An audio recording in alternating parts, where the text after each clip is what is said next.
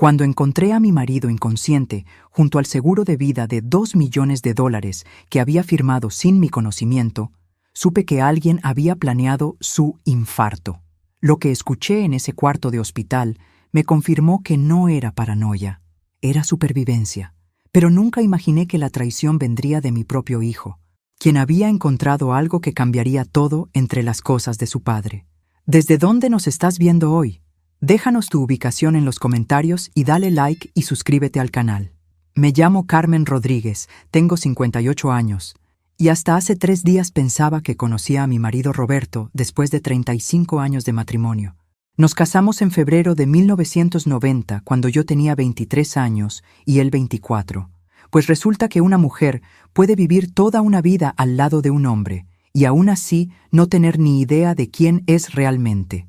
Todo comenzó el viernes por la mañana, cuando Roberto se desplomó en la cocina mientras desayunábamos. El sonido de su cuerpo golpeando el suelo de azulejos aún me retumba en los oídos. Una cosa es saber que tu marido de 59 años tiene presión alta, y otra muy diferente es verlo convulsionando en el piso con los ojos en blanco. Llamé al 911 con las manos temblando tanto que casi no podía marcar. Los paramédicos llegaron en 8 minutos que se sintieron como 8 horas. Lo estabilizaron. Lo subieron a la ambulancia y yo lo seguí al Hospital General San Miguel en mi viejo Corolla, manejando como una loca y rezando el rosario en voz alta. En urgencias me dijeron que había sufrido un episodio cardíaco severo. Las siguientes 6 horas fueron una pesadilla de formularios médicos, llamadas a nuestros hijos Miguel y Elena, y esperar noticias en esas sillas de plástico que te destrozan la espalda y el alma por igual. Roberto sobrevivió, pero lo mantuvieron sedado en cuidados intensivos. Yo me instalé en la sala de espera como un mueble más, viviendo de café rancio y galletas de máquina, sin cambiarme la ropa ni peinarme. Supongo que tenía la pinta de una loca, pero me daba igual. Fue el lunes por la tarde cuando apareció la enfermera Sofía, una mujer de unos 40 años, con el pelo negro recogido en una cola de caballo perfecta y una sonrisa que no me tranquilizaba del todo. Se acercó a mí mientras yo intentaba comer un sándwich que sabía a cartón. «Señora Rodríguez», me dijo en voz baja, «necesito hablar con usted sobre algo muy importante relacionado con su esposo». La seguí por pasillos que ya me sabía de memoria después de 3 días. Pero en lugar de dirigirse a consultorios, me llevó hacia una sección más silenciosa del hospital. «Señora Rodríguez», susurró cuando estuvimos solas, «lo que voy a decirle va a sonar imposible, pero su vida está en peligro». La miré como si hubiera perdido la razón. «¿De qué está hablando?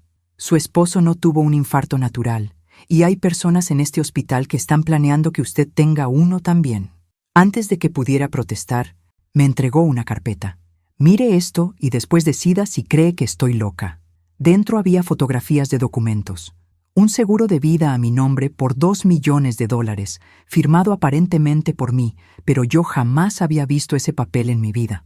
También había copias de mensajes de texto entre Roberto y alguien llamado Dr. M discutiendo dosis y tiempos de administración. «¿Qué es esto?», susurré. Evidencia de que su esposo simuló su infarto para poner en marcha un plan para matarla y cobrar su seguro de vida. Las palabras me golpearon como una bofetada física. «Eso es imposible. Roberto está inconsciente. Señora Rodríguez, su esposo está perfectamente consciente. Lo que está inconsciente es su confianza en que usted no va a descubrir la verdad». Sofía me llevó a una ventana que daba a un patio interno del hospital. Señaló hacia una habitación en el 2º piso. «Cuarto 237. Mire por unos minutos». Saqué unos pequeños binoculares que Sofía me había dado. Al principio no vi nada, pero después de unos minutos, una figura familiar se movió frente a la ventana.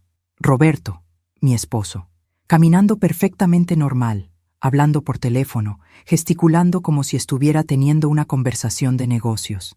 «Dios mío», murmuré. «Y hay más», dijo Sofía. «Su hijo Miguel está involucrado». «¿Miguel?» Miguel fue quien encontró ciertos documentos en el sótano de su casa. Documentos que le dieron la idea para este plan. «¿Qué documentos?». Sofía bajó la voz aún más. «Documentos que prueban que Roberto hizo esto antes, con otra mujer». Mi mundo se desplomó en ese momento. No solo mi esposo me estaba traicionando, sino que aparentemente era un experto en esto. ¿Por qué me está contando esto?, le pregunté. Porque yo pasé por algo similar, y porque tengo mis propias razones para querer que Roberto y el doctor Morales paguen por lo que han hecho. ¿El doctor Morales? El médico que está tratando a su esposo. Es el mismo que va a tratarla a usted cuando empiecen a envenenarla mañana. Mañana. Me quedaba menos de 24 horas antes de que comenzaran a asesinarme lentamente. ¿Qué vamos a hacer?, pregunté. Sofía sonrió, y había algo feroz en esa sonrisa. Vamos a darles una lección que nunca van a olvidar, pero primero necesita ver el resto de la evidencia. Miguel llegó al hospital esa noche con su cara de hijo preocupado, pero ahora yo sabía que cada gesto de cariño era una mentira calculada. Lo que no sabía era que había encontrado una caja en el sótano de nuestra casa que contenía secretos que habrían horrorizado a cualquier familia normal. Pero la nuestra, aparentemente, no era una familia normal. Era una familia de asesinos en entrenamiento. Sofía me había explicado que Miguel había encontrado los documentos por accidente hace 6 meses. Mientras buscaba decoraciones navideñas en el sótano, encontró una caja de seguridad escondida detrás de la caldera, me había dicho Sofía. Adentro había documentos de una mujer llamada Carmen Ruiz, que murió en 1989. Certificado de defunción, póliza de seguro de vida, fotografías, todo firmado por Roberto, Carmen Ruiz. Ese había sido mi apellido de soltera antes de casarme, pero yo no había muerto en 1989. Yo me había casado con Roberto en 1990. ¿Roberto había estado casado antes?, le pregunté a Sofía. Eso fue lo que Miguel pensó al principio, pero cuando investigó más, se dio cuenta de algo peor. ¿Qué cosa? Carmen Ruiz no era la primera esposa de Roberto. Carmen Ruiz era su primera víctima. La historia que Sofía me había contado era escalofriante. En 1989, Roberto había estado en una relación con una mujer llamada Carmen Ruiz. Ella había muerto súbitamente de un infarto a los 22 años, y Roberto había cobrado su seguro de vida. 6 meses después, Roberto la conoció a usted, una mujer con el mismo nombre, edad similar, características físicas parecidas. ¿Y Miguel se dio cuenta de que Roberto había hecho esto antes? Miguel se dio cuenta de que Roberto había perfeccionado un método y decidió que era hora de usarlo de nuevo. Ahora, mientras Miguel se sentaba a mi lado en la sala de espera, tomando mi mano con esa falsa preocupación filial, yo sabía que él había sido quien había sugerido matarme. ¿Cómo está papá, ma? Igual. Mentí. Los doctores dicen que es muy temprano para saber algo. Ma, he estado pensando en los gastos médicos. Esto va a ser muy caro. Aquí viene, pensé, la primera parte de su actuación. ¿Qué sugieres, mijo? Creo que deberías actualizar tu seguro de vida. En caso de que el estrés te afecte la salud. Ahí estaba. El primer anzuelo. ¿Mi seguro de vida? Es que he estado leyendo sobre casos como este. Ma, muchas veces las esposas desarrollan problemas cardíacos por el estrés de ver a sus maridos enfermos. Quiero asegurarme de que papá esté protegido si algo te pasa. Pero Miguel, yo ya tengo seguro de vida. Sí, pero es muy pequeño. Apenas cubre gastos de funeral. Si papá necesita cuidados especiales por años, Miguel sacó unos documentos de su chaqueta. Ya hablé con un agente de seguros. Con tu historial médico, puedes conseguir una póliza de 2 millones muy fácil. ¿2 millones? Ma, los cuidados médicos especializados pueden costar cientos de miles de dólares al año. 2 millones apenas cubriría 5 o 6 años. La lógica sonaba razonable si no supieras que era mentira. No sé, Miguel, es mucho dinero. Por eso mismo, ma. Y mira, si papá se recupera completamente, puedes cancelar la póliza después. Pero si algo te pasa a ti por el estrés, al menos papá va a tener recursos. Miguel puso los documentos en mis manos. Solo necesito que firmes aquí. Yo me encargo de todo el papeleo. Miré los documentos. Parecían legítimos, pero después de lo que Sofía me había mostrado, ya no confiaba en nada. Déjame pensarlo hasta mañana, ¿sí? Vi una sombra de irritación cruzar el rostro de Miguel antes de que volviera a sonreír. Por supuesto, ma, es una decisión importante. Alrededor de las 8 de la noche, de 1900. Después de que Miguel se fue, Sofía se acercó a mí con más documentos. ¿Cómo fue la conversación con Miguel? Exactamente como usted predijo. Me trajo documentos del seguro para firmar. ¿Los firmó? Les dije que lo pensaría hasta mañana. Perfecto. Eso nos da tiempo para implementar nuestro plan. Sofía me mostró fotografías que había tomado desde el cuarto donde Roberto estaba escondido. Su esposo se está reuniendo con el doctor Morales en este momento, y con otra persona que va a reconocer. En las fotografías se veía a Roberto, perfectamente sano, sentado en una mesa con el doctor Morales y una mujer elegante que no reconocí inmediatamente. ¿Quién es la mujer? Se llama Patricia Vega. Oficialmente es especialista en cuidados paliativos. Extraoficialmente, es la persona que se va a encargar de administrarle los medicamentos que la van a matar. ¿Cómo sabe todo esto? Sofía se quedó callada por un momento. Porque Patricia Vega mató a mi hermana hace 2 años. Su hermana, María Elena Morales, murió de complicaciones cardíacas después de que su esposo tuviera un accidente de carro. El esposo cobró un seguro de vida de $1,500,000. ¿Y usted sospechó? Sospechaba, pero no tenía pruebas. Hasta que conseguí trabajo aquí hace 1 año y empecé a ver el patrón. ¿Cuántas mujeres han matado? En los últimos 5 años, al menos 8, todas con historias similares. Esposo enfermo, esposa estresada, muerte súbita por complicaciones cardíacas, seguro de vida cobrado. ¿Y la policía? Tienen contactos en la policía que se encargan de que las investigaciones se cierren rápidamente. Entonces estamos solas, no completamente. Tengo a alguien más ayudándome, alguien con autoridad legal para investigar este tipo de crímenes. ¿Quién? Lo va a conocer mañana, pero primero necesitamos que firme esos documentos del seguro. ¿Qué? ¿Pero no dijo que era una trampa? Es una trampa, pero necesitamos que ellos crean que funcionó. Sofía me explicó el plan. Yo iba a firmar los documentos del seguro, pero con modificaciones sutiles que los harían inválidos. Mientras tanto, Sofía estaría documentando cada paso del proceso con cámaras ocultas.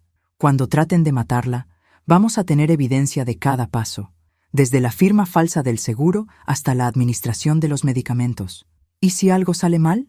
No va a salir mal, pero si pasa algo, ya tengo suficiente evidencia para enviar a Roberto, Miguel y el doctor Morales a la cárcel por el resto de sus vidas. Esa noche regresé a casa, donde todo se veía normal, pero ya no se sentía como hogar. Me senté en la sala donde había pasado tantas noches felices con Roberto y Miguel y me pregunté cuánto tiempo llevaban planeando matarme. Revisé el mail y encontré un mensaje de Elena desde España.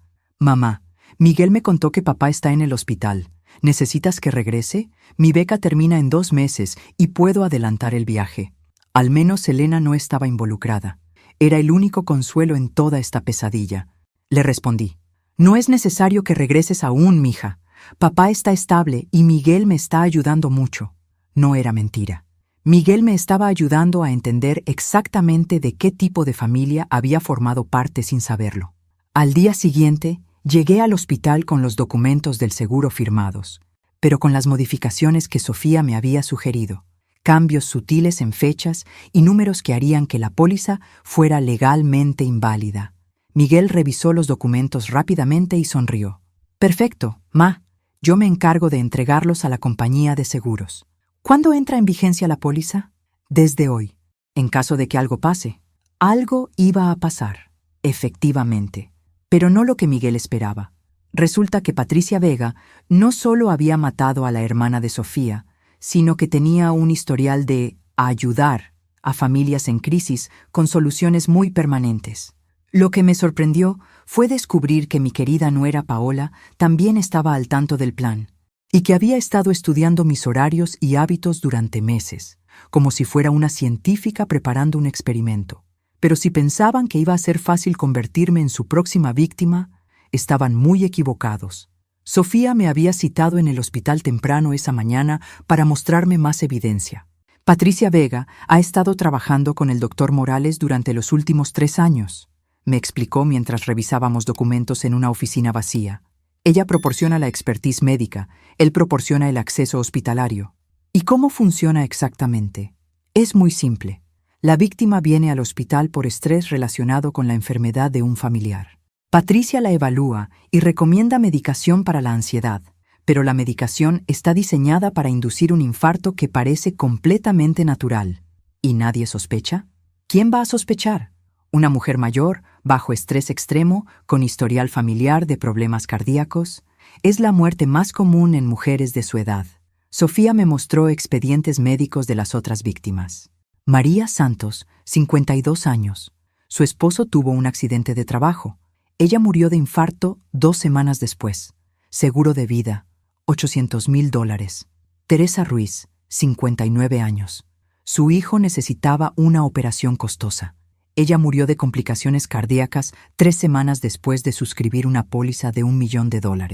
Carmen López, 45 años. Su esposo tuvo cáncer. Ella murió de infarto durante el tratamiento. Seguro, 1.5 millones.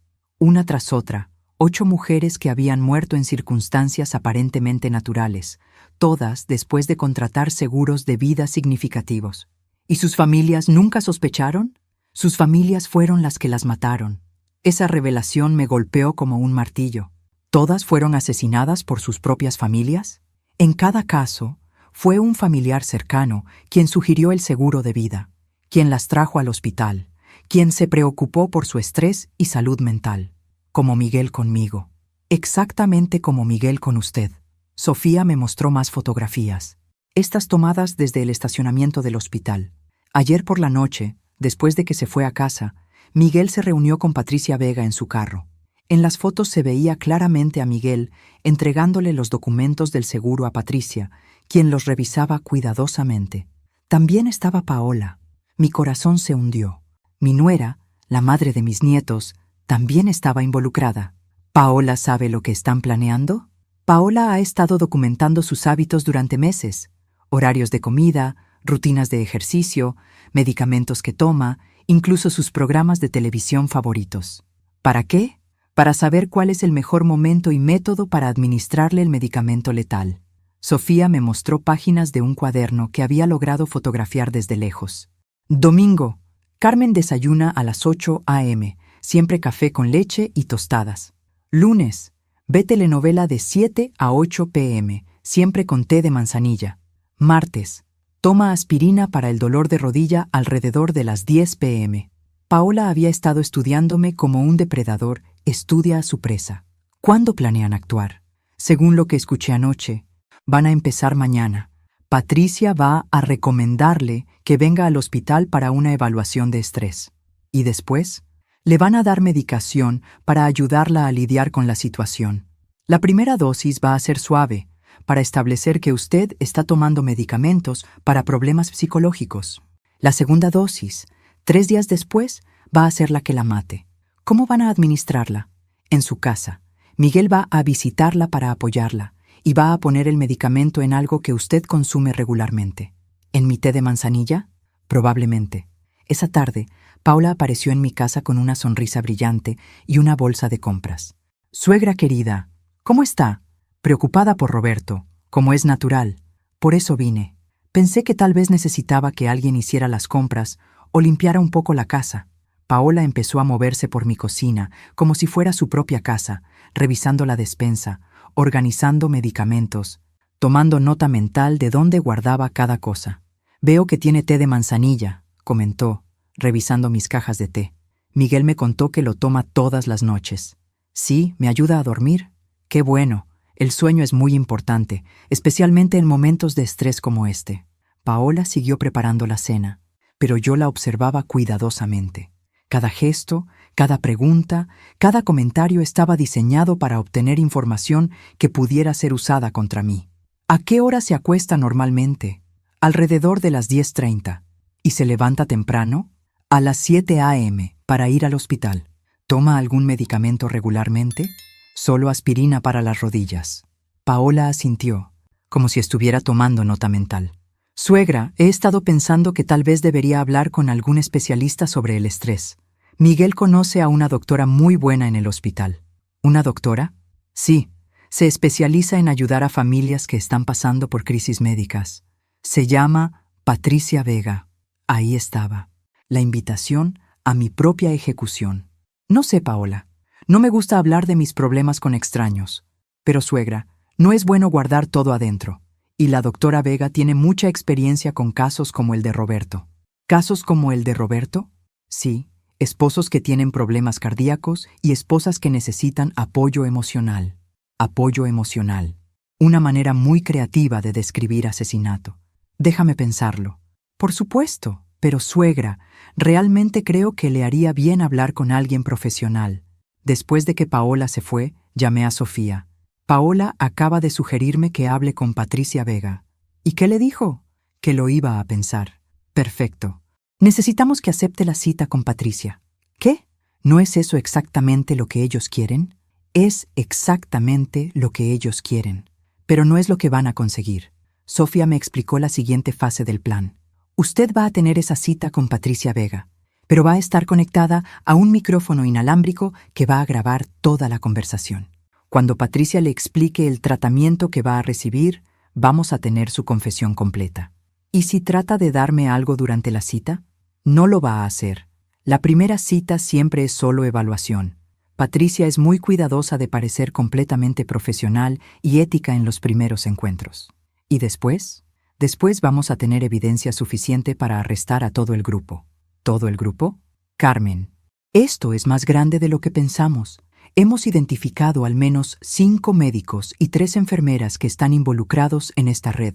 También 2 investigadores de seguros y un detective de policía. ¿Un detective de policía? El detective Ramírez.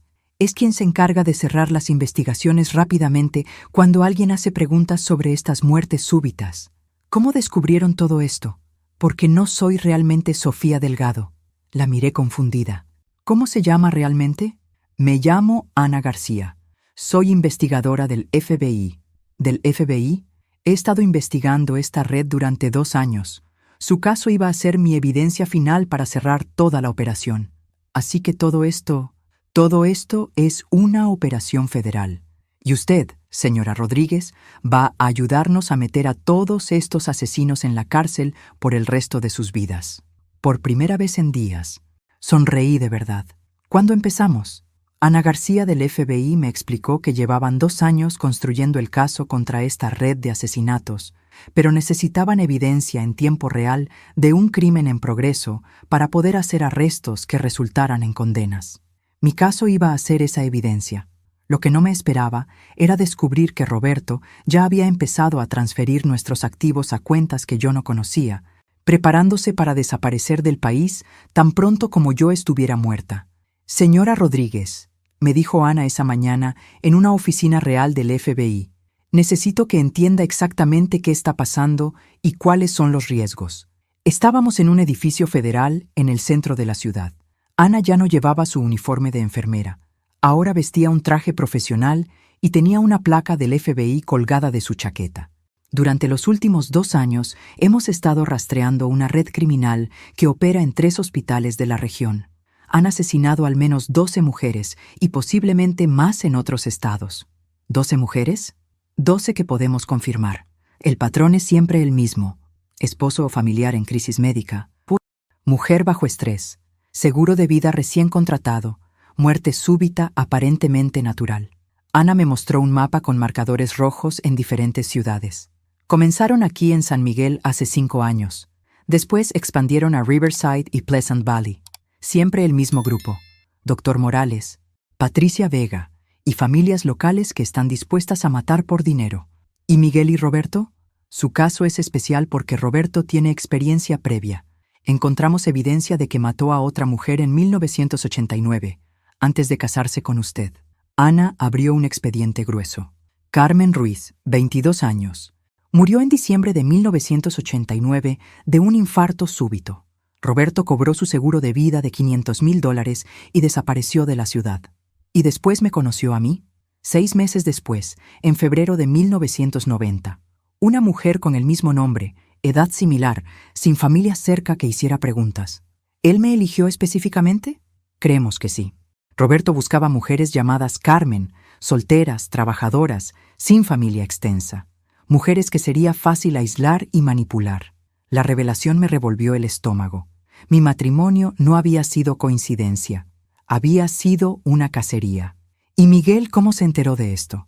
Miguel encontró documentos en su casa que lo llevaron a investigar el pasado de Roberto. En lugar de confrontarlo o ir a la policía, Miguel decidió que era una oportunidad de negocio. Ana me mostró emails impresos entre Miguel y Patricia Vega, fechados de los últimos 6 meses. Miguel: mi madre es perfecta para esto. Vive sola, no tiene familia cerca, confía completamente en mí. Patricia: ¿cuál es su situación financiera? Miguel: casa pagada, ahorros considerables, y ahora con el seguro nuevo, estaríamos hablando de casi 3 millones en total. Patricia: ¿estás seguro de que no va a sospechar? Miguel: mi madre es muy ingenua, siempre ha creído todo lo que le decimos. Miguel había estado evaluándome como una víctima potencial durante meses, murmuré. Y no solo él, Paola también. Ana me mostró fotografías tomadas con teleobjetivo de Paola reuniéndose con Patricia Vega en diferentes lugares. Cafeterías, estacionamientos, incluso en mi propia casa cuando yo no estaba. Paola ha estado reportando todos sus hábitos, horarios, rutinas. También ha estado preparando a sus hijos psicológicamente. ¿A mis nietos? Les ha estado diciendo que la abuela Carmen está muy triste y enferma, que tal vez va a irse al cielo pronto para estar con el abuelo. Los niños ya estaban siendo preparados para mi muerte. ¿Cuánto tiempo lleva esto planeándose? Según nuestras investigaciones, Miguel hizo el primer contacto con Patricia Vega hace 8 meses. Pero los preparativos intensivos comenzaron hace 3 meses. ¿3 meses? Fue cuando Roberto empezó a transferir dinero de sus cuentas conjuntas a cuentas en el extranjero. Ana me mostró registros bancarios que me dejaron helada. En los últimos 3 meses, Roberto ha transferido $340,000 a una cuenta en las Islas Caimán. ¿Qué dinero? Los ahorros de su jubilación, el dinero de la venta del carro que usted pensó que se había descompuesto y adelantos de crédito usando la casa como garantía. Roberto había estado vaciando nuestros activos, preparándose para una nueva vida después de mi asesinato. También solicitó un pasaporte de emergencia hace 1 mes, alegando que el suyo había sido robado. ¿Para irse del país? Tenemos evidencia de que Roberto y Patricia planeaban irse a Guatemala inmediatamente después de su funeral. Ana me mostró mensajes de texto entre Roberto y Patricia. Roberto: ¿ya reservaste los boletos? Patricia: sí. Salimos 3 días después del funeral. Lo suficiente para no parecer sospechoso. Roberto: perfecto. Para entonces ya tendré todo el dinero transferido.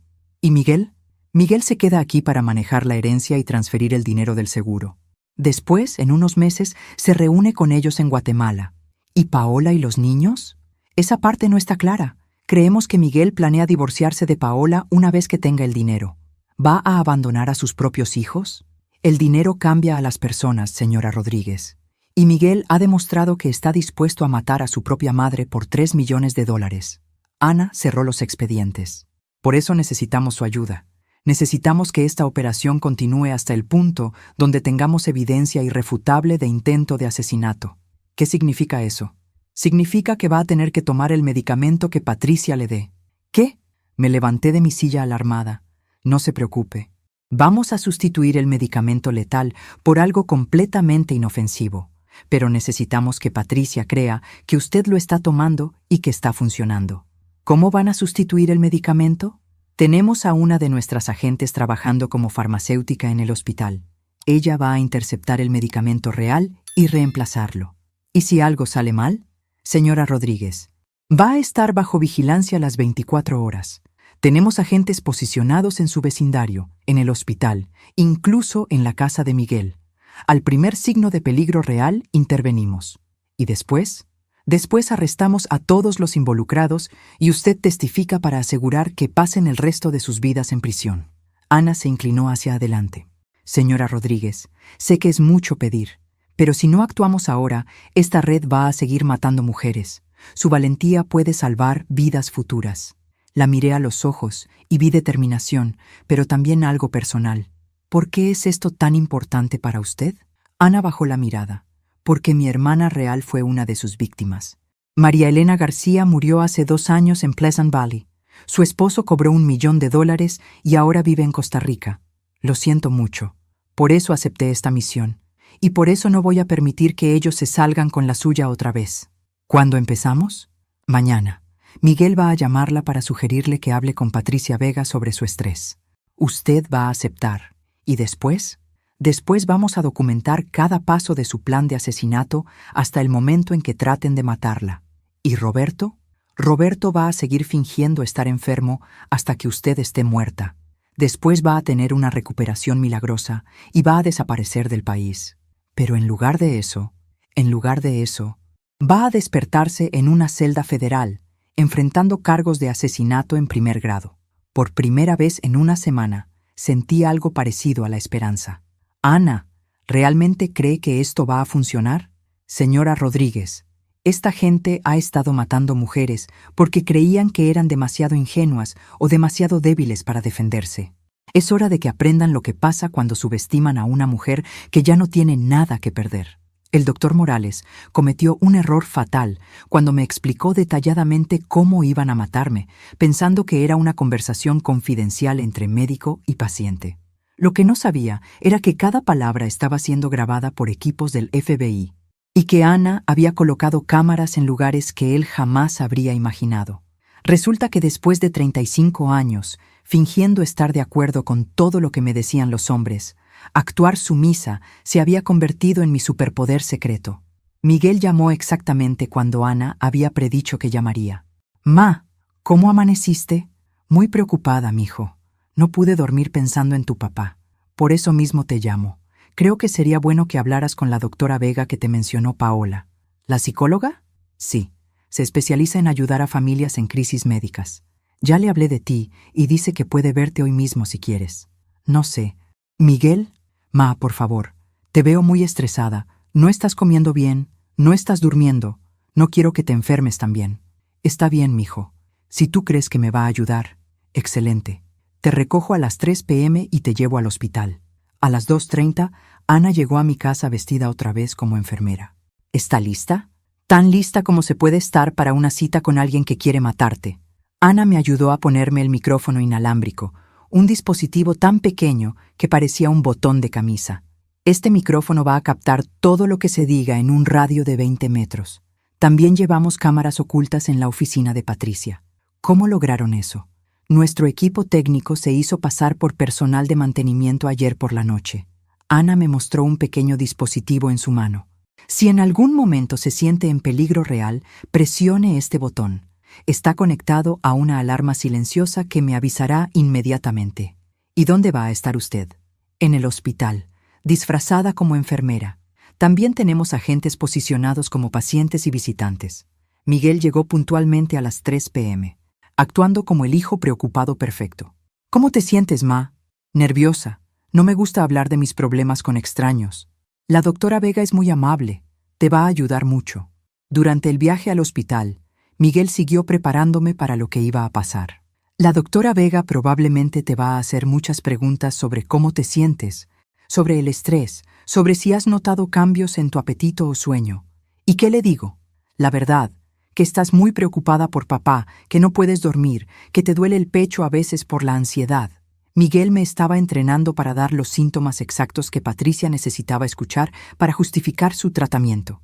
¿Y si me quiere dar medicamentos? Si te los recomienda, probablemente sea buena idea tomarlos. Los medicamentos para la ansiedad pueden ayudar mucho en situaciones como esta. Llegamos al hospital y Miguel me acompañó hasta la oficina de Patricia Vega. Era una mujer elegante de unos 45 años, con una sonrisa profesional y una voz suave que probablemente había perfeccionado para tranquilizar a sus víctimas.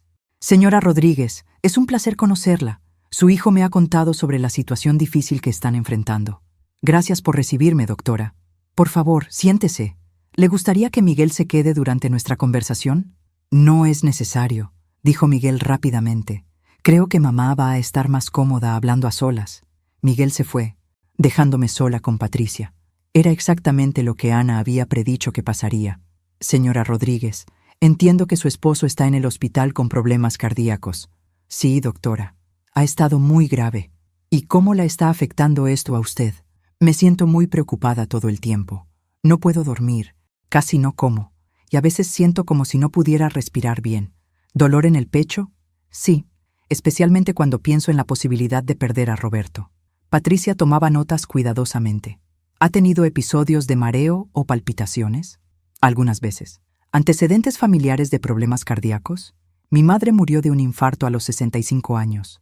Vi cómo los ojos de Patricia se iluminaron ligeramente cuando mencioné el historial familiar.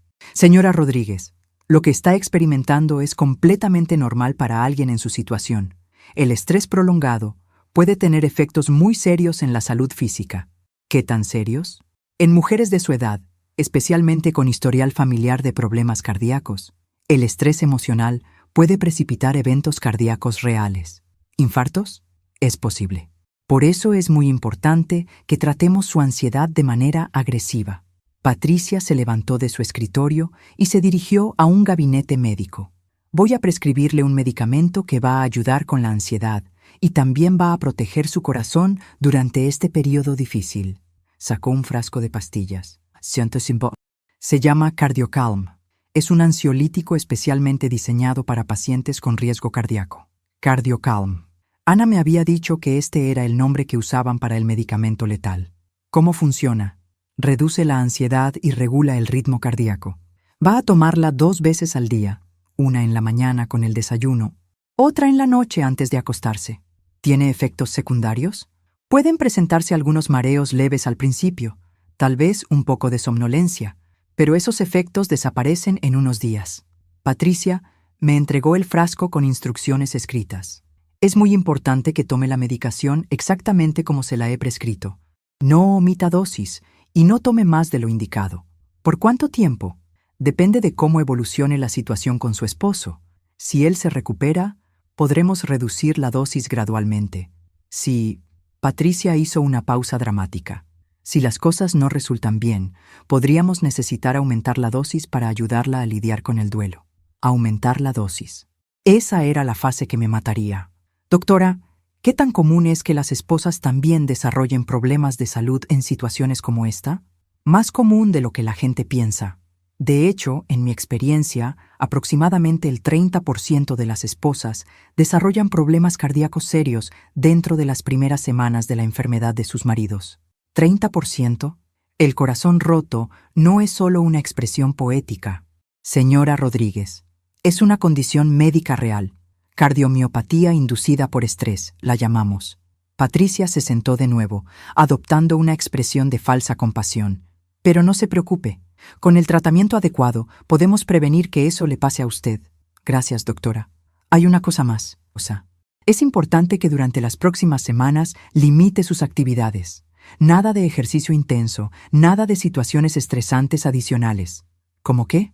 Como manejar distancias largas, tomar decisiones financieras importantes, o hacer planes para el futuro hasta que sepamos cómo evoluciona la condición de Roberto. Me estaba aislando, asegurándose de que no hiciera nada que pudiera interferir con su plan. ¿Cuándo debo regresar? En una semana. Quiero ver cómo está respondiendo al medicamento. Salí de la oficina de Patricia con el frasco de pastillas en mi bolso, sabiendo que cada una de ellas había sido diseñada para matarme gradualmente. Miguel me estaba esperando en el pasillo. ¿Cómo fue, ma? Muy bien. La doctora fue muy amable. ¿Te dio algún medicamento? Sí, unas pastillas para la ansiedad. Excelente.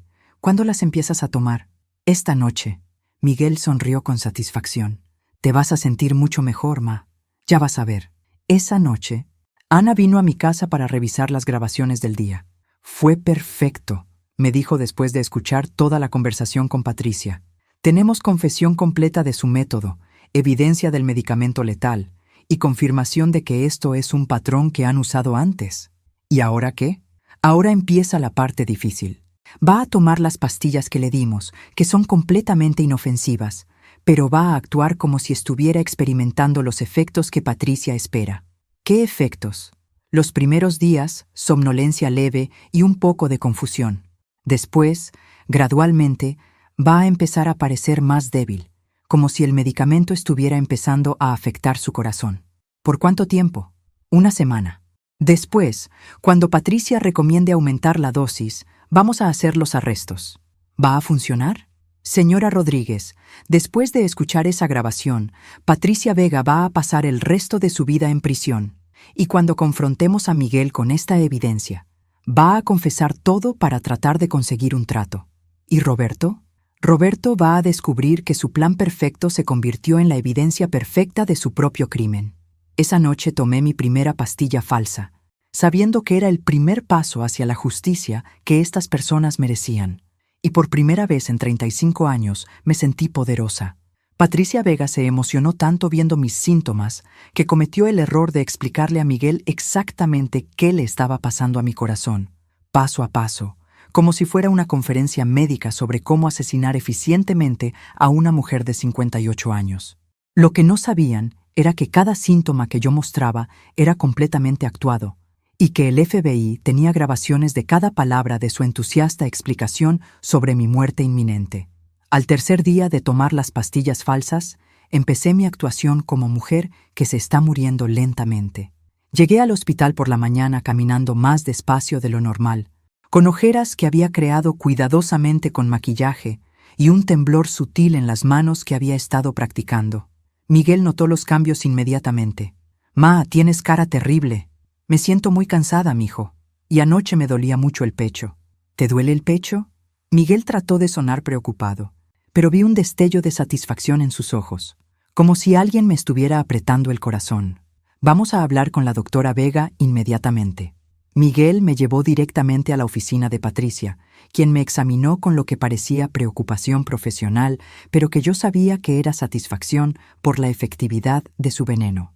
«Señora Rodríguez, ¿cómo se ha sentido con el medicamento?» «Al principio bien, pero estos últimos 2 días me siento muy débil». Patricia me tomó la presión y escuchó mi corazón con el estetoscopio. «Su presión está un poco elevada y su ritmo cardíaco es irregular». Mentira. Mi presión y mi ritmo cardíaco estaban perfectamente normales. Pero Patricia necesitaba crear un historial médico que justificara lo que estaba a punto de pasar. ¿Es por el estrés? Posiblemente. Pero también puede ser que necesitemos ajustar su medicación. Patricia se volteó hacia Miguel. «¿Podría hablar con usted en privado por un momento?» Salieron de la oficina. Pero gracias a los micrófonos del FBI, Ana y yo pudimos escuchar toda su conversación desde el cuarto de al lado. «Miguel, su madre está mostrando signos de cardiotoxicidad». «¿Qué significa eso?» «Significa que el medicamento está afectando su corazón exactamente como esperábamos». ¿Es eso bueno? Es perfecto. Estamos en la fase 2 del proceso. ¿Cuánto tiempo más? Si aumentamos la dosis como planeamos, yo diría que 1 semana más, tal vez 10 días. Y va a ser completamente natural. Un infarto inducido por estrés en una mujer de su edad con historial familiar. Nadie va a hacer preguntas. ¿Y Roberto? Roberto va a tener su recuperación milagrosa 3 días después del funeral de su madre. Lo suficientemente tarde para que no parezca sospechoso. Perfecto. Miguel y Patricia regresaron a la oficina con expresiones de falsa preocupación. «Señora Rodríguez», dijo Patricia, «creo que necesitamos hacer algunos ajustes a su tratamiento». «¿Qué tipo de ajustes?»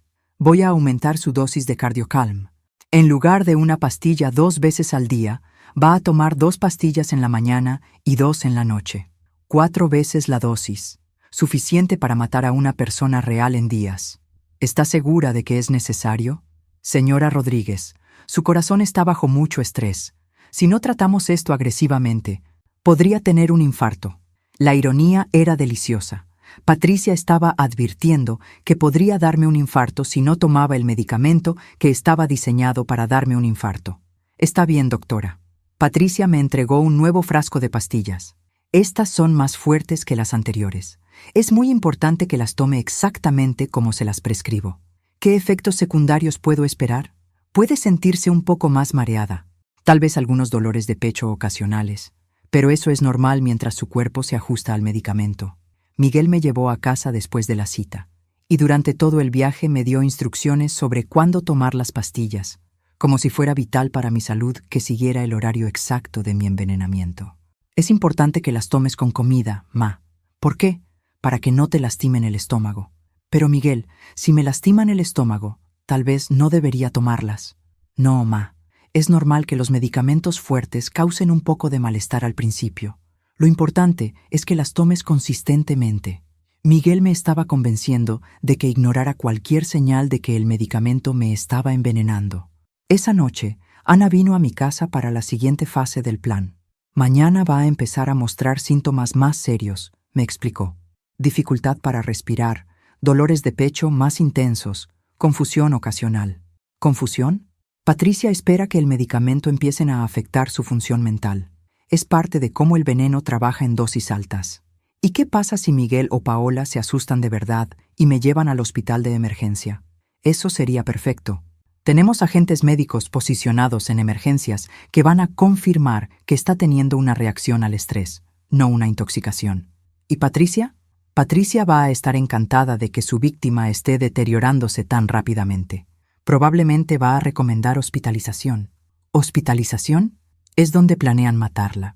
En el hospital pueden controlar exactamente cuándo y cómo muere, y pueden estar ahí para falsificar los documentos médicos inmediatamente.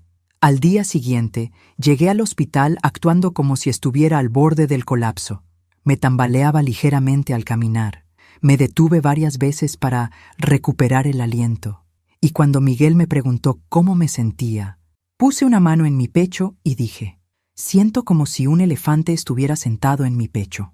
Miguel inmediatamente me llevó a emergencias, donde una doctora que era parte del equipo del FBI me examinó y confirmó que estaba teniendo una reacción severa al estrés. Su madre necesita ser hospitalizada inmediatamente, le dijo la doctora a Miguel. Su corazón está bajo una presión extrema. Miguel llamó a Patricia, quien apareció en emergencias en menos de 10 minutos, probablemente más rápido de lo que había corrido nunca para ayudar a una paciente. Señora Rodríguez, ¿cómo se siente? Como si me fuera a morir, murmuré débilmente. No se preocupe. La vamos a cuidar muy bien. Patricia se dirigió a Miguel. Vamos a ingresarla en el área de cardiología para monitoreo intensivo. ¿Es muy grave? Es serio, pero estamos a tiempo de hacer algo. Hacer algo.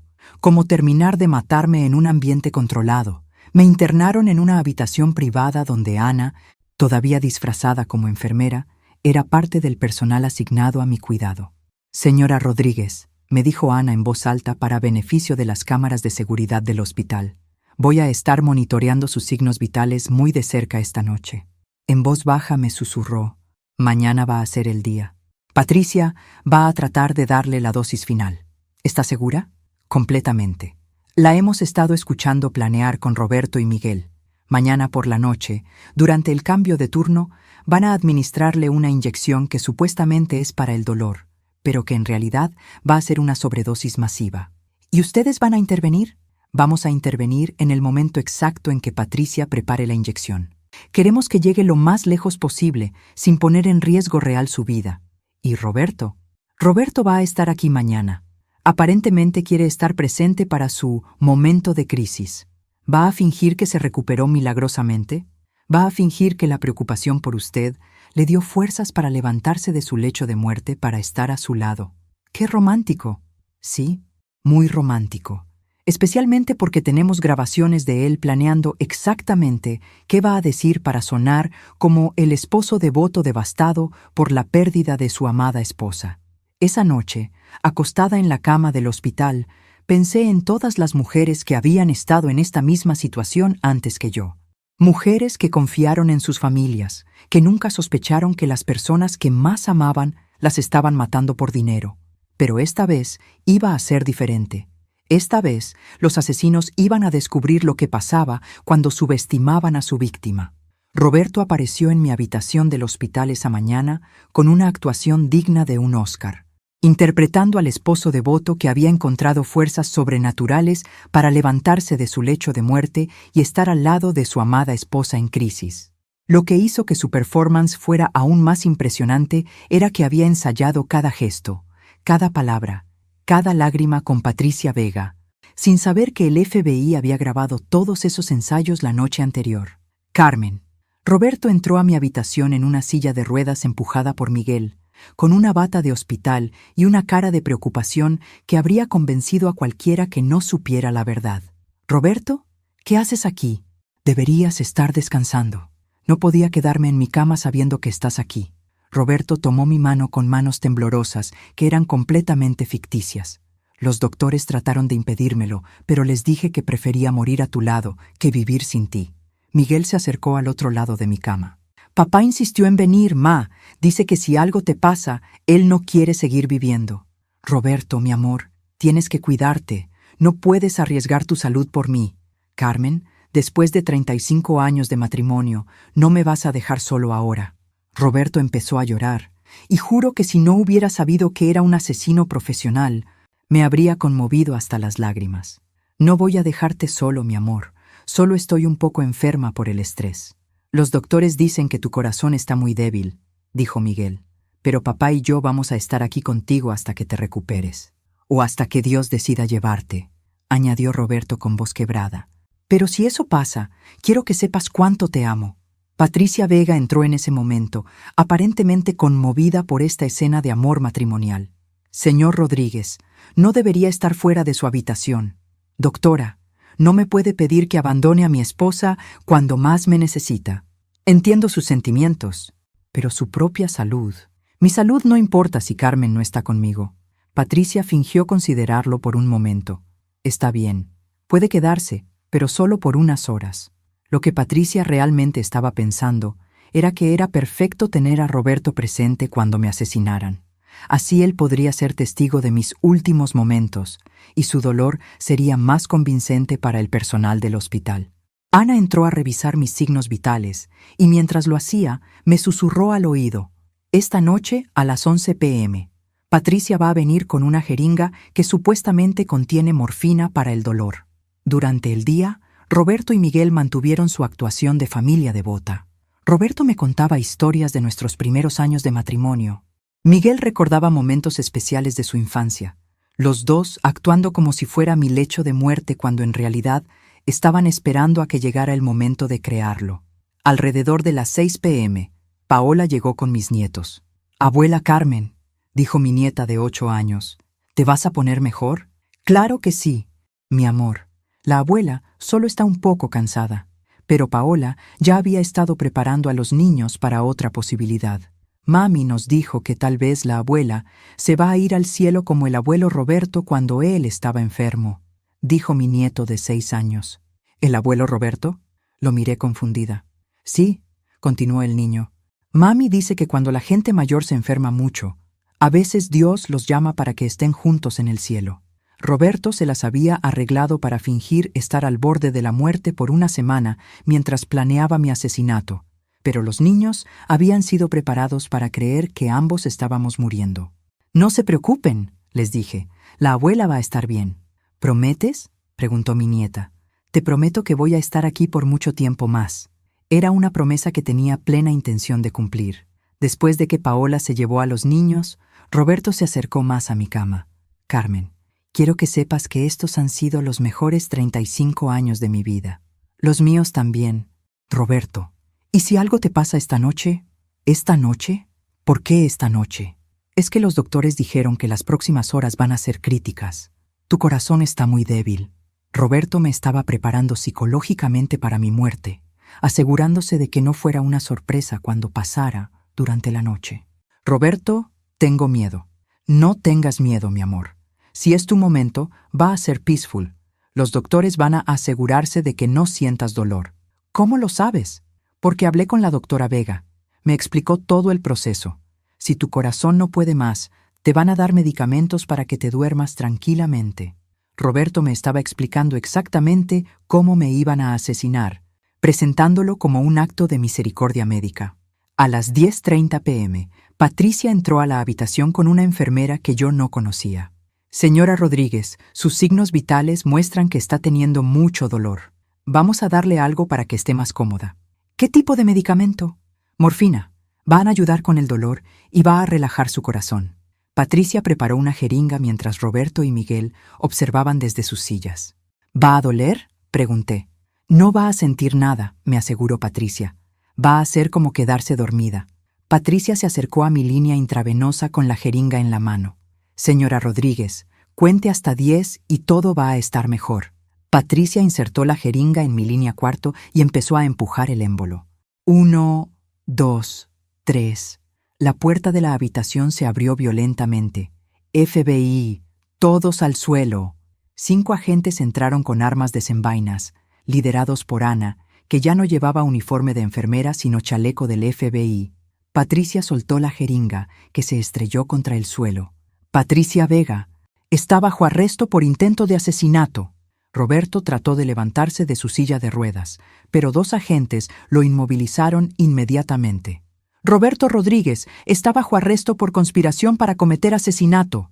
Miguel corrió hacia la puerta, pero fue tacleado por otro agente antes de llegar al pasillo. Miguel Rodríguez está bajo arresto por conspiración para cometer asesinato. Patricia empezó a gritar. Esto es un error. Yo soy doctora. Estaba tratando de salvar a esta mujer. Ana se acercó a Patricia con las esposas. Doctora Vega, tenemos grabaciones de usted explicando exactamente cómo iba a matar a la señora Rodríguez. Tenemos documentos que prueban que ha asesinado al menos 8 mujeres en los últimos 3 años. Y tenemos evidencia física del veneno que acaba de intentar inyectar. Roberto, desde el suelo donde lo tenían esposado, me miró con una expresión que ya no era de esposo amoroso, sino de depredador que se ha dado cuenta de que su presa se convirtió en cazador. Carmen, ¿cómo supiste? Roberto, después de 35 años creí que te conocía. Resulta que tenías razón. Después de 35 años finalmente te conozco. Miguel, con las manos esposadas detrás de la espalda, me gritó: «Esto no va a funcionar. No tienes evidencia real, solo sus picones». Ana sonrió y sacó un dispositivo de grabación. «Miguel, ¿te gustaría escuchar tu conversación de esta mañana con Patricia?» Ana presionó play y la voz de Miguel llenó la habitación. «¿Estás segura de que la inyección de esta noche va a funcionar?» «Completamente segura. Una sobredosis de potasio va a causar un paro cardíaco instantáneo. Va a parecer que su corazón simplemente se detuvo por el estrés. ¿Y no van a poder detectar el potasio en la autopsia?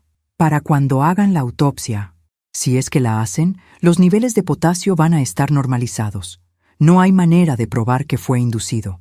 La grabación continuó con Roberto discutiendo cuándo fingir su recuperación milagrosa y cuándo transferir el dinero del seguro. Miguel se quedó callado. Roberto cerró los ojos. Patricia siguió insistiendo en que era un malentendido. Ana se dirigió a mí mientras los otros agentes se llevaban a los 3 asesinos. «Señora Rodríguez, ¿cómo se siente?» «Me siento libre». «¿Libre?» «Libre de una familia que quería matarme. Libre de 35 años de mentiras. Libre de fingir que era feliz cuando no lo era. ¿Y ahora qué va a hacer?»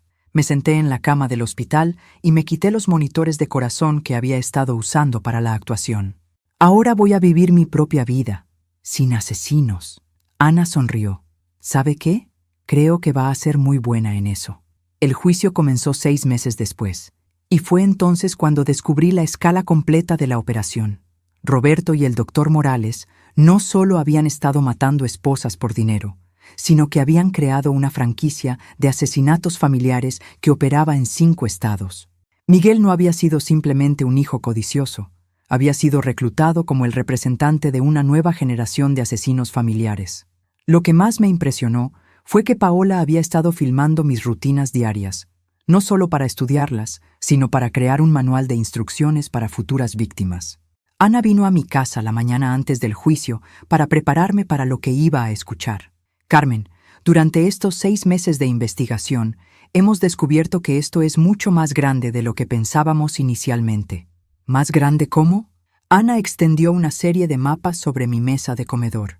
Había marcadores rojos en ciudades de California, Nevada, Arizona, Nuevo México y Texas. Hemos identificado 47 muertes sospechosas en los últimos 5 años que siguen el mismo patrón. Todas mujeres entre 45 y 65 años, todas con seguros de vida recién contratados, todas con familiares que se beneficiaron económicamente. ¿47 mujeres? Y esas son solo las que hemos podido confirmar. Estimamos que el número real podría ser el doble.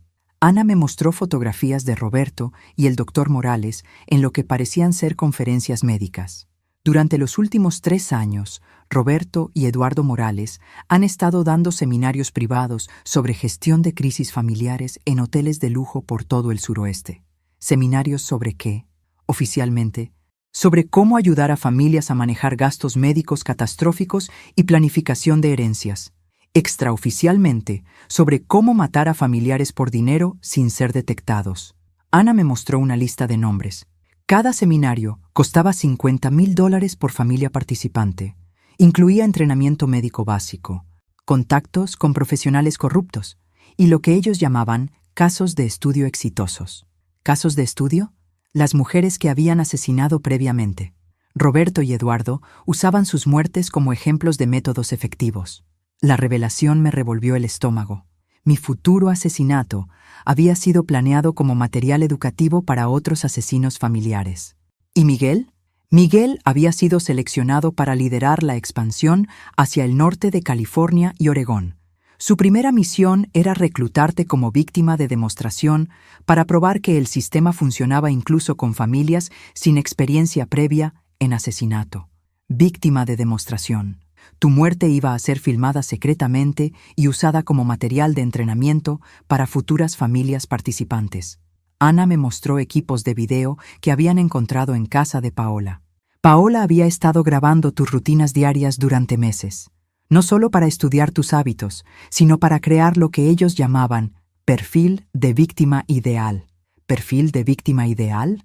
Un manual sobre cómo identificar, aislar y asesinar a mujeres como tú. Mujeres que confían en sus familias, que no tienen redes de apoyo externas fuertes, que tienen activos significativos pero no están financieramente sofisticadas. Ana abrió una carpeta llena de documentos. Paola había escrito un análisis de 40 páginas sobre tu personalidad, tus debilidades emocionales y las técnicas específicas que funcionarían mejor para manipularte. ¿Puedo verlo? ¿Estás segura? Es bastante cruel. Quiero ver cómo me veían. Ana me entregó el documento. El título era Perfil psicológico, Carmen R., caso de estudio primario. Leí fragmentos que me helaron la sangre. Sujeto muestra dependencia emocional extrema hacia figuras de autoridad masculina. 35 años de condicionamiento la han entrenado para aceptar maltrato como normal. Sujeto no tiene habilidades de supervivencia independiente. Ha sido deliberadamente mantenida en ignorancia sobre finanzas familiares. Sujeto responde positivamente a falsa preocupación de familiares. Técnica recomendada: crear crisis artificial para justificar intervención. Vulnerabilidad primaria. Necesidad de aprobación familiar. Sujeto sacrificará bienestar personal para mantener armonía familiar. Paola me había estudiado como un científico estudia una rata de laboratorio. ¿Todo esto va a salir en el juicio? Todo esto va a salir en el juicio, junto con evidencia de que han asesinado mujeres en múltiples estados, que han entrenado a otras familias para hacer lo mismo y que tenían planes para expandir la operación a nivel nacional. ¿Qué castigos van a recibir? Roberto y Eduardo Morales van a enfrentar cargos federales de asesinato en múltiples estados.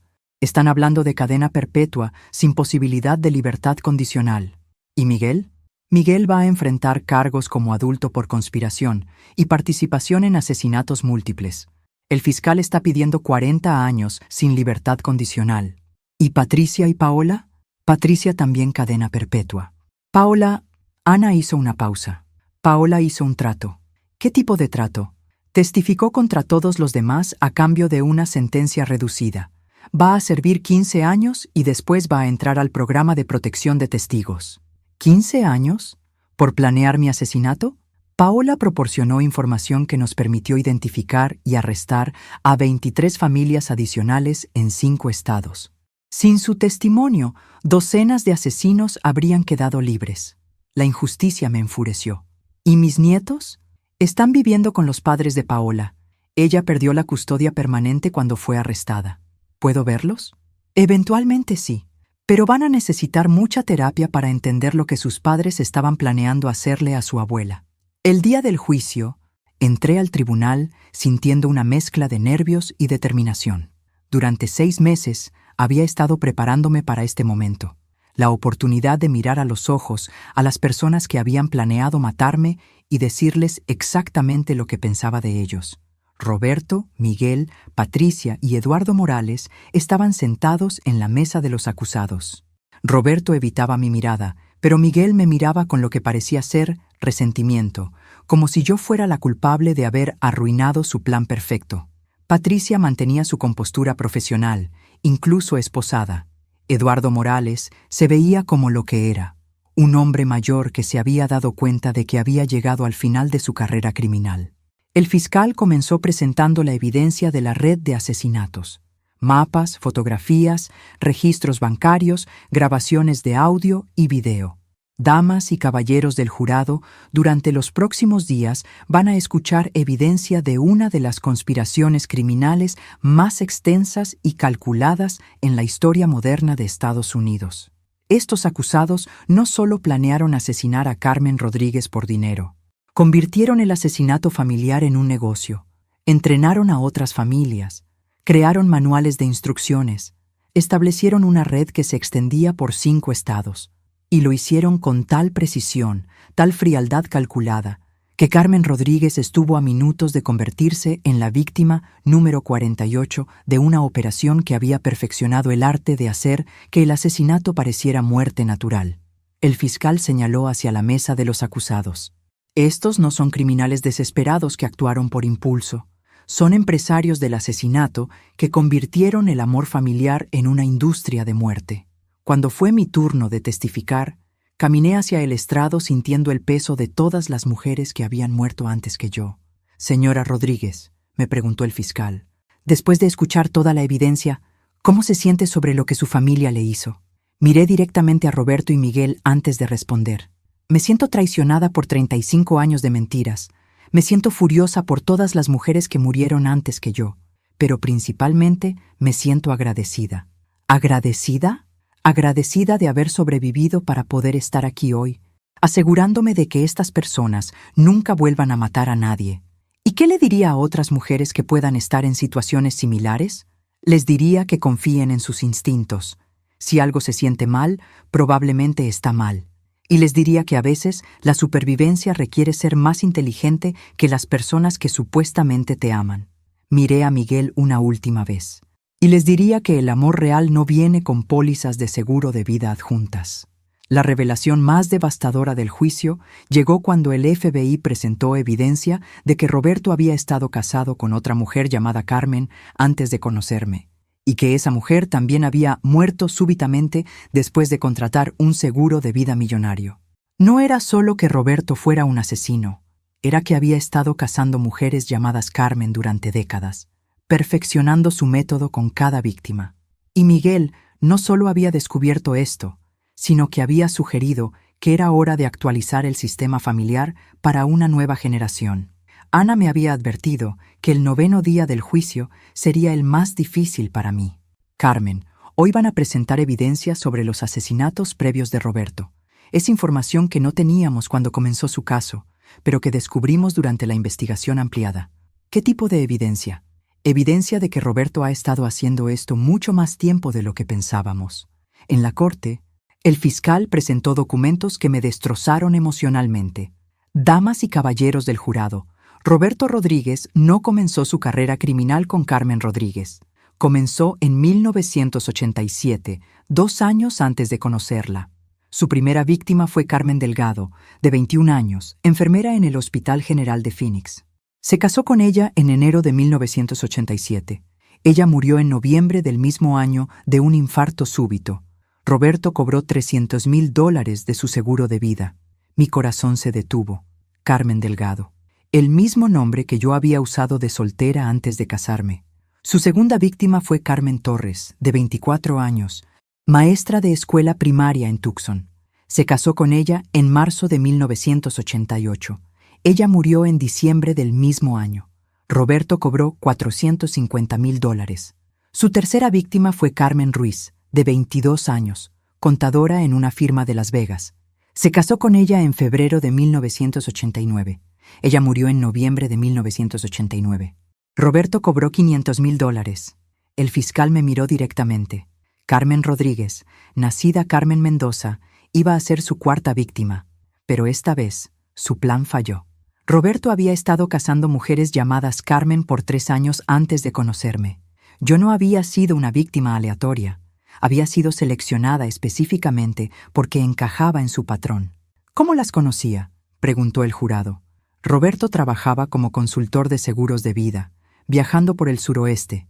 Su trabajo le daba acceso a información personal sobre mujeres jóvenes, solteras, con potencial de ingresos altos.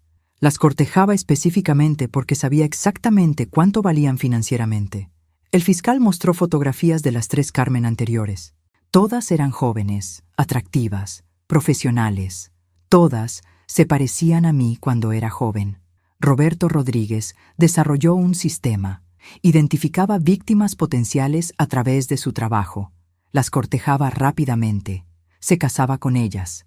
Las convencía de contratar seguros de vida significativos. Las asesinaba entre 8 y 12 meses después del matrimonio. Cobraba el dinero y desaparecía para comenzar el ciclo de nuevo. ¿Qué cambió con Carmen Rodríguez? Lo que cambió fue que Roberto decidió establecerse. En lugar de seguir moviéndose después de asesinar a Carmen Rodríguez, decidió quedarse y crear una vida normal. Tuvo hijos. Desarrolló una reputación en la comunidad.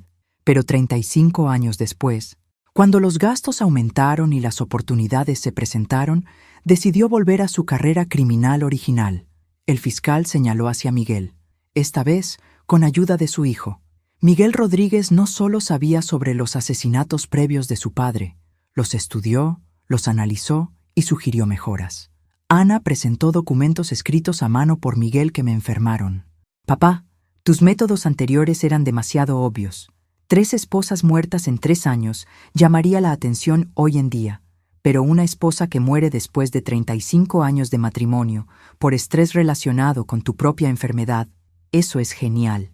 Además, tenemos ventajas que no tenías antes: contactos médicos profesionales, tecnología mejor y, lo más importante, una víctima que ya confía completamente en nosotros. Miguel había convertido mi asesinato en una tesis sobre cómo mejorar las técnicas de su padre. Miguel propuso que en lugar de cambiar de víctima cada año, la familia desarrollara métodos para asesinar a la misma víctima después de décadas de preparación psicológica. ¿Preparación psicológica? 35 años de entrenamiento para que Carmen Rodríguez aceptara maltrato como normal, para que no cuestionara decisiones financieras, para que priorizara las necesidades familiares sobre su propia seguridad. El fiscal mostró más documentos de Miguel. Mamá es la víctima perfecta porque ha sido condicionada durante 35 años para confiar en papá y en mí sin hacer preguntas. Ya no necesitamos buscar víctimas externas. Hemos criado nuestra propia víctima ideal. Las palabras de Miguel me golpearon como una bofetada física. No solo habían planeado matarme, habían pasado décadas preparándome para ser asesinada. ¿Y cómo sabemos que Miguel entendía completamente lo que estaba proponiendo? Ana presentó más evidencia. Porque Miguel había estado investigando los asesinatos previos de su padre durante 2 años. Había encontrado documentos, pólizas de seguros, incluso fotografías de las Carmen anteriores. ¿Y qué hizo con esa información? En lugar de confrontar a su padre o ir a la policía, Miguel desarrolló un plan de negocio. Ana mostró una presentación de PowerPoint que Miguel había creado. Título: Gestión de activos familiares. Fase final. Diapositiva 3. Víctima objetivo. Valor total de activos: $3.2 millones. Diapositiva 8. Cronograma de eliminación. 16 semanas desde inicio hasta finalización. Diapositiva 12. Distribución de herencia. 40% Miguel, 40% Roberto, 20% gastos operacionales. Miguel había convertido mi asesinato en una presentación corporativa. Durante el descanso, Ana se acercó a mí en el pasillo. Carmen, ¿está bien? No estoy bien. Acabo de descubrir que toda mi vida matrimonial fue una mentira, que Roberto me eligió específicamente para ser su 4ª víctima, que Miguel pasó años planeando matarme como si fuera un proyecto escolar. Lo siento, sé que es mucho. Ana, ¿cómo es posible que no me diera cuenta en 35 años? Porque Roberto era un experto. Había tenido 3 víctimas previas para perfeccionar sus técnicas de manipulación. ¿Y Miguel? Miguel creció viendo a Roberto manipularla. Para él, eso era normal. Cuando descubrió que Roberto había matado a otras mujeres, no lo vio como algo horrible. Lo vio como una oportunidad de aprender un negocio familiar. Regresamos a la corte para escuchar el testimonio final del día. Una grabación que Miguel había hecho de sí mismo explicando su plan. La belleza de este enfoque es que después de 35 años, mamá está tan condicionada a obedecer que va a tomar cualquier medicamento que le digamos que tome, va a firmar cualquier documento que le pongamos enfrente, y va a confiar en nosotros hasta el momento exacto en que muera. Papá eliminó a 3 Carmen en 3 años. Yo voy a eliminar a una Carmen después de 35 años de preparación. Vamos a ver cuál método es más efectivo. Esa noche, En mi casa, me senté en la sala donde había pasado tantas noches felices con Roberto y Miguel, y traté de procesar la magnitud de las mentiras en las que había vivido. Roberto no me había amado nunca. Yo había sido su experimento a largo plazo en víctima perfecta. Miguel no había sido un hijo que se volvió codicioso. Había sido un estudiante aprendiendo el negocio familiar. Toda mi vida adulta había sido una preparación para mi propio asesinato, pero había sobrevivido. Y mañana iba a estar en esa corte para asegurarme de que Roberto y Miguel pagaran no solo por lo que me habían hecho a mí, sino por las 3 Carmen que habían matado antes que yo. Por primera vez en 35 años iba a vivir para mí misma, y eso se iba a sentir glorioso. La sentencia llegó después de 3 semanas de juicio y apenas 2 horas de deliberación del jurado. Roberto recibió cadena perpetua sin posibilidad de libertad condicional por los asesinatos de 3 mujeres y conspiración para asesinar a una cuarta. Miguel recibió 40 años sin libertad condicional por conspiración criminal federal, pero la satisfacción más grande no fue verlos esposados siendo llevados a prisión. Fue la carta que les leí en voz alta en la corte antes de la sentencia, explicándoles exactamente lo que pensaba de ellos y de sus 35 años de mentiras calculadas. El último día del juicio, el juez permitió que las víctimas hicieran declaraciones antes de pronunciar las sentencias. Había estado preparando mi declaración durante semanas, pero cuando llegó el momento, decidí hablar desde el corazón. Su señoría, hace 6 meses, yo era Carmen Rodríguez, una mujer de 58 años que creía que tenía una familia que la amaba. Hoy soy Carmen Mendoza, una mujer que ha aprendido que sobrevivir a veces requiere ser más inteligente que las personas que supuestamente te aman. Miré directamente a Roberto, que por primera vez en todo el juicio me sostuvo la mirada. Roberto, durante 35 años creí que eras el amor de mi vida. Resulta que yo era tu experimento a largo plazo. Me elegiste específicamente porque tenía el mismo nombre que tus víctimas anteriores. Me condicionaste durante décadas para ser la víctima perfecta. Pero cometiste un error fatal.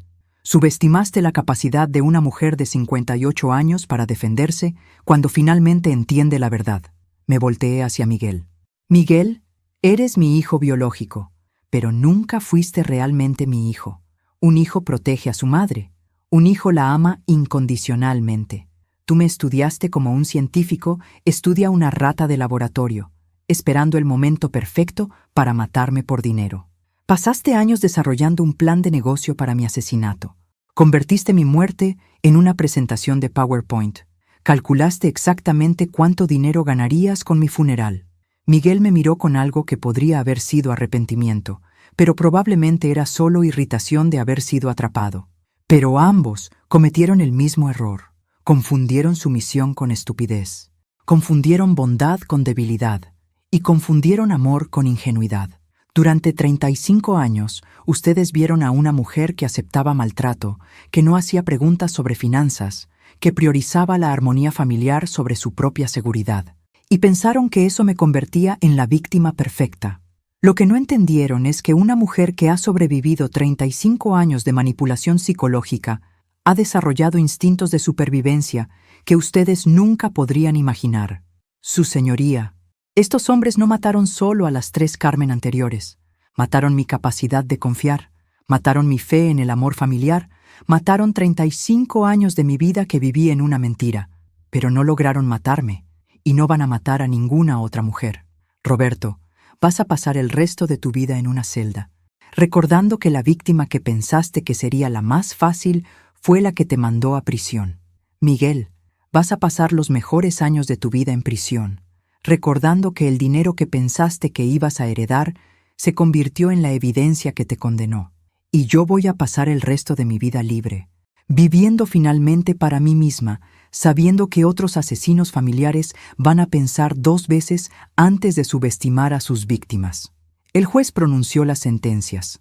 Roberto, cadena perpetua sin posibilidad de libertad condicional por asesinato en primer grado, 3 cargos, y conspiración criminal federal. Miguel, 40 años sin posibilidad de libertad condicional por conspiración criminal federal y intento de asesinato. Patricia Vega, cadena perpetua sin posibilidad de libertad condicional por asesinato múltiple y conspiración criminal. Eduardo Morales, cadena perpetua sin posibilidad de libertad condicional por asesinato múltiple y dirección de organización criminal. Cuando los guardias se llevaron a Roberto y Miguel esposados, ninguno de los dos me miró. Probablemente era la primera vez en 35 años que Roberto no trataba de manipular mis emociones con una última mirada de falsa vulnerabilidad. Carmen, ¿cómo se siente? Ana se acercó a mí Me después siento como de que si la finalmente corte se hubiera hubiera despertado de una pesadilla de 35 años. ¿Y ahora qué va a hacer? Ahora voy a hacer todo lo que Roberto y Miguel nunca me permitieron hacer. ¿Cómo qué? Como viajar sola. Como tomar mis propias decisiones financieras. Como vivir en una casa donde nadie está planeando matarme. Ana sonrió. Suena perfecto. Ana, ¿puedo preguntarle algo? Claro. Durante todo este proceso, ¿alguna vez dudó que fuéramos a ganar? ¿Quiere la verdad? Siempre. Al principio, sí dudé. Estos casos son difíciles porque los crímenes son muy sofisticados y los perpetradores son muy convincentes. ¿Y qué cambió? Usted cambió mi perspectiva. Cuando vi cómo manejó la situación con Patricia Vega, cómo actuó durante toda la operación, me di cuenta de que había subestimado la fuerza que desarrolla una mujer que ha sobrevivido décadas de abuso psicológico. ¿Abuso psicológico? Carmen, lo que Roberto le hizo durante 35 años fue abuso psicológico sistemático. La aisló, la condicionó, la manipuló. Pero el resultado no fue una víctima débil. El resultado fue una mujer que había desarrollado instintos de supervivencia extraordinarios. ¿Eso cree? Lo sé, porque cuando llegó el momento crucial, usted no solo se salvó a sí misma, salvó a todas las futuras víctimas que esta red habría asesinado. 3 meses después del juicio, vendí la casa donde había vivido con Roberto y Miguel. No podía seguir viviendo en un lugar donde cada habitación tenía recuerdos de personas que habían estado planeando mi muerte. Compré un apartamento pequeño en el centro de la ciudad, cerca de museos, teatros, restaurantes. Todo lo que Roberto siempre había dicho que era demasiado caro o demasiado complicado. También cambié mi testamento para dejar todo mi dinero a organizaciones que ayudan a mujeres víctimas de violencia doméstica. Miguel no iba a heredar ni un centavo de la mujer que había planeado asesinar. Elena regresó de España para visitarme en mi nuevo apartamento. «Mamá, te ves diferente». «¿Diferente cómo?» «Más relajada, más tú misma». Es porque por primera vez en 35 años soy yo misma. Elena se sentó en mi nueva sala, mirando alrededor con aprobación. «Me gusta este lugar. Se siente como tú». «¿Como yo cómo?» «Como la mujer que siempre intuí que eras, por debajo de todo ese condicionamiento de esposa perfecta». «Elena, ¿tú sabías que yo no era feliz?» «Sabía que algo no estaba bien. Pero pensé que así eran los matrimonios largos. Pensé que era normal que papá te hablara como te hablaba, que Miguel te tratara como te trataba. ¿Y ahora? Ahora me doy cuenta de que lo que yo veía como matrimonio normal era en realidad abuso sistemático». Elena me tomó la mano. «Mamá, estoy orgullosa de ti». «¿Por qué?» «Por haberte salvado. Por haber salvado a otras mujeres. Por haber demostrado que nunca es demasiado tarde para defenderte». 6 meses después, empecé a trabajar como voluntaria con Ana en una organización que ayuda a familias víctimas de violencia doméstica. Mi experiencia con manipulación psicológica a largo plazo resultó ser increíblemente valiosa para identificar patrones similares en otras relaciones. «Carmen», me dijo Ana un día mientras revisábamos casos, ¿alguna vez se arrepiente de haber confiado en mí? Nunca. ¿Por qué? Porque le pedí que arriesgara su vida para atrapar a estos criminales. Ana, Roberto y Miguel ya habían decidido matarme. Trabajar con usted no aumentó mi riesgo. Me dio la oportunidad de convertir mi muerte planeada en su propia destrucción. ¿Y está feliz con cómo resultó todo? Estoy más que feliz. Estoy libre. ¿Libre de qué? Libre de vivir para otras personas. Libre de aceptar maltrato como amor. Libre de fingir que soy feliz cuando no lo soy. ¿Y qué va a hacer con toda esa libertad? Sonreí, mirando por la ventana hacia la ciudad que ahora exploraba sola, sin pedir permiso a nadie. Todo lo que quiera. Y esa, honestamente, era la respuesta perfecta. 1 año después del juicio, recibí una carta de Miguel desde la prisión. La leí una vez y la tiré a la basura sin responder. Ya no tenía nada que decirle al hombre que había planeado matarme por dinero. Roberto nunca me escribió. Probablemente estaba demasiado ocupado recordando que la víctima perfecta que había pasado 35 años preparando se había convertido en la testigo perfecta que lo mandó a prisión de por vida.